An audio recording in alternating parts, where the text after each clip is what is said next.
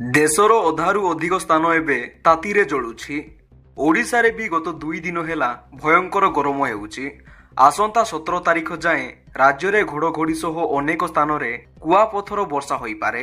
ତେଣୁ ଗୁରୁବାର ଦିନ ଉତ୍ତର ଓଡ଼ିଶାର ବିଭିନ୍ନ ସ୍ଥାନରେ ଝଡ଼ ବର୍ଷା। ଦକ୍ଷିଣ ପଶ୍ଚିମ ବଙ୍ଗୋପସାଗରରେ ସୃଷ୍ଟି ହୋଇଥିବା ଲଘୁଚାପ ଆଜି ସ୍ପଷ୍ଟ ଚିହ୍ନିତ ଲଘୁଚାପରେ ପରିଣତ ହୋଇଛି। ତେଣୁ ବାଲେଶ୍ୱର, ଭଦ୍ରକ, ଯାଜପୁର, କେନ୍ଦୁଝର, ମୟୂରଭଞ୍ଜ ଓ କେନ୍ଦ୍ରାପଡ଼ା ଏହି ଜିଲ୍ଲାଗୁଡ଼ିକରେ ବିଜୁଳି ଘଡ଼ଘଡ଼ି ସହ ପ୍ରବଳ ବର୍ଷା ହେବାର ସମ୍ଭାବନା ରହିଛି ଏବଂ ଏହା ବ୍ୟତୀତ ପବନର ବେଗ ଘଣ୍ଟା ପ୍ରତି 40ରୁ 50 କିଲୋମିଟର ବେଗରେ ରହିବ। ଏଥିସହ ଅନୁଗୁଳ, ଢେଙ୍କାନାଳ, କଟକ, ପୁରୀ, ଜଗତସିଂହପୁର, ଖୋର୍ଦ୍ଧା, ନୟାଗଡ଼, ଗଞ୍ଜାମ ଓ ଗଜପତି ଜିଲ୍ଲାରେ ବି କାଳବୈଶାଖୀର ପ୍ରଭାବ ରହିବ।